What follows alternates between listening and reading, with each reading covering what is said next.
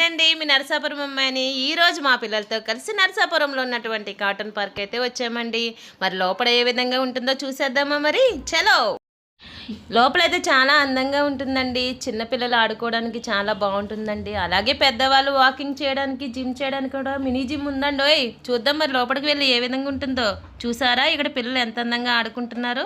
ఉన్నటువంటి గోళ్ళకైతే చిన్న చిన్న డిజైన్స్ వేశారండి. ఆ డిజైన్స్ మధ్యలో కూడా నిలబడి ఫొటోస్ దిగచ్చండి. నాకైతే చాలా బాగా నచ్చింది. మీరు ఎప్పుడైనా ఈ విధంగా ఫొటోస్ దిగారా? నేనైతే వెళ్ళినప్పుడల్లా దిగుతానే ఉంటాను. ఇదిగోనండి చక్రం.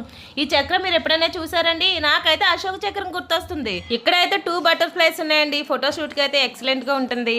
అలా కొంచెం ముందుకు రాగానే మినీ బ్రిడ్జ్ ఉంటుందండి. అది మన బస్ స్టాండ్కి ఎదురుగా ఉంటుందండి. ఇది ఈ తాతయ్య గారేనండి మన పార్క్ ఓనర్.